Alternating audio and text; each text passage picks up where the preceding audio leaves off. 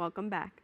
The Bronx Documentary Center hosted its sixth annual Latin American Photo Festival, which is currently underway and will conclude on July 30th.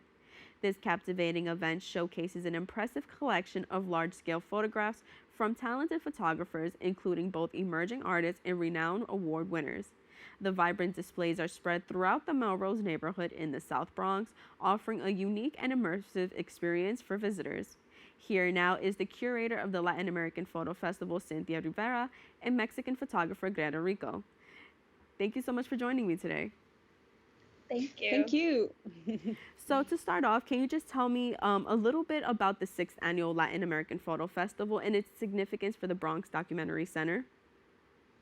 Yeah, so this is our sixth year, and we have 15 projects in total. One of the projects is actually a group of 78 photographers, and another project is by an archivist, but in total, 15 projects. And this is our sixth year. It's about 10 or 11 different countries altogether. The festival takes place in 2 of our gallery spaces and then outdoor within about a 5-block radius around the neighborhood. And so the Latin American Photo Festival features photographs from various countries and themes. Can you highlight some of the themes and long-term projects that will be showcased this year? Yeah, one of the really important themes that Greta is actually a part of is in our main gallery space, so our annex gallery is indoors. That's actually a group project, and the theme was on femicides and missing peoples. But a couple of the other themes is we have a project on transgender, and from Colombia, we have a project on music, basically, in Bolivia. We have a project from Venezuela. It's basically created through a workshop of young women. It's called Mira Project. Another one is by Peruvian indigenous people by Musik Nolti. And then the archivist project that I mentioned is actually by Nueva Yorkinos, and they're an archival project based throughout New York that documents different families from, this time it's like from the 90s to early 2000s of different immigrant families throughout New York. And so with that, the festival is set to display works from both emerging and award-winning photographers. Can you tell me a little bit about the selection process that goes into the festival? Yeah, so for the selection process, our first year was different than all of our past years. That was mostly me and my co-curator, Michael Camber, reaching out to editors and photographers that we know. We have a very large group of basically photographer friends that we've met throughout the past couple of years, and then photo editors from the New York Times and the Washington Post and other places. But from building off of there, from that first year, these past 5 years, I've worked a lot with our alumni photographers, basically. So each year, as the groups kind of build with photographers that I work with, I then reach out again back to all of them and have them suggest other photographers and projects that they feel like are really important to them and that they would possibly see within the next festival in the upcoming years. So right now we're up to close to like in total close to 200 people altogether. So I do get a lot of projects to look through each year. I mean, that makes for a really fun and exciting selection process, Yeah, it does. Right. And so one of the featured exhibitions is Substitute Mother by Greta Rico, which explores the aftermath of femicide in Mexico.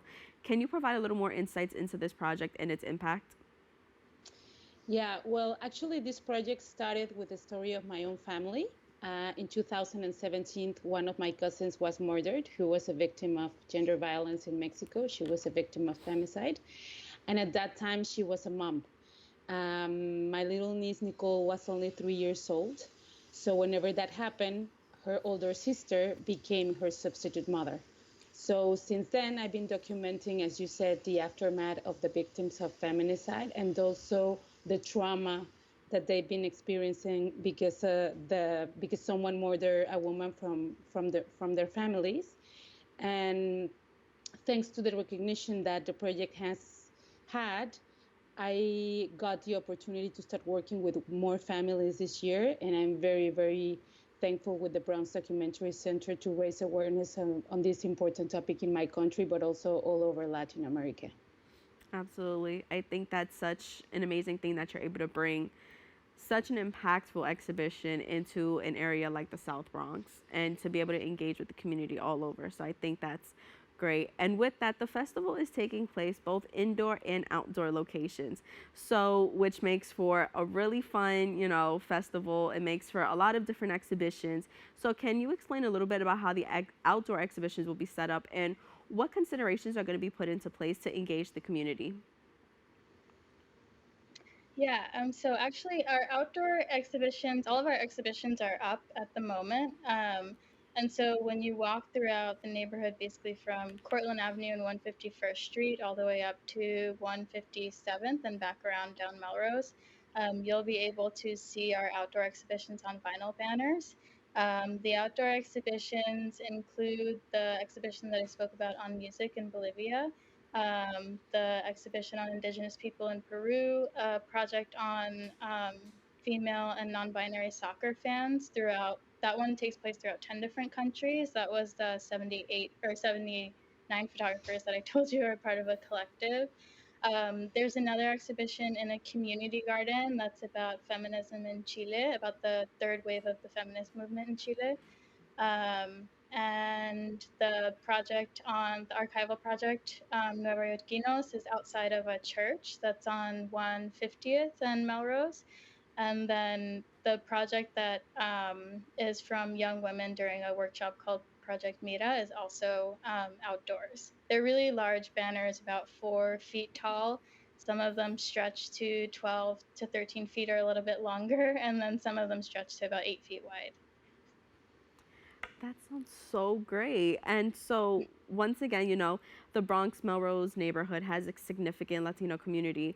And so, can you tell me a little bit about how the Latin American Photo Festival aims to connect with and represent the local residents' perspectives and their experiences? Yeah, so the first year that we were doing this, we thought it was really important to create a festival that was around stories from Central and South America and the Caribbean because our neighborhood is predominantly from those areas and also predominantly Mexican. Um, so throughout these past couple of years, we've always tried to have at least one or two projects from certain areas where we know our population is from so that our community can actually feel represented and feel connected to these stories, whether or not they get to be in these places or go back home. It is something that people feel connected to because that's where they're from. So these stories are things that are like familiar to them. Absolutely. And aside Oh, from, sorry. I was going to answer your second question. I was just going to say that we do have community events. And one of the events that is our biggest event is our block party, which is outdoors, which is also in front of some of the banners, but it's our way of also bringing our community together and probably one of our more fun events out of all of them. yeah, no, it's funny. I was just going to ask you that. Aside from the photographs, what other events can the community expect? Yeah, so there's a block party on the 30th. We also have film screenings throughout the whole festival. There's one coming up on Saturday. And the last event we had, which was yesterday, which was about trauma and femicides and missing people. So that was yesterday, though. But throughout our festival, we always have the closing block party. We have 2 or 3 film screenings, and then we have panel discussions. And our community event is the block party, and then we're also having a community event for the kids, which hasn't been announced yet, but it's our cyanotypes event, and that will be held in the garden on the 26th. And lastly, we're about to wrap up, but I do want to ask you, over the last 6 years, what has been, what has been your experience with the festival? What has been the reception? And moving forward, what accomplishments do you hope to achieve with this festival? That's a big question. I think overall, it's kind of, at least for me, and I'm biased obviously, but it's my favorite time of year because it's kind of the time that everyone gets excited and really like when we're setting up the festival, for example, on the street, putting up all the vinyl banners, like people are always very curious as to what we're doing and what are these projects and what are these stories and why are we representing this on the street. And it's our way of engaging with people along with being able to tell them about the events that we have. So that is something that for me is like the second, apart from the stories that we're talking about, the second most important part is like those moments of being able to engage with our community, because that's our whole point of creating the festival. Absolutely. And, we are so excited to check out the festival. We encourage everybody to check out the festival. And with that, I want to thank both of you for speaking with me today. Thank you. Thank you. Have a great day. For more information, you can visit their website at bronx.doc.org and follow them on Facebook at Bronx Documentary. Don't go anywhere. We'll be back with more Open right after this.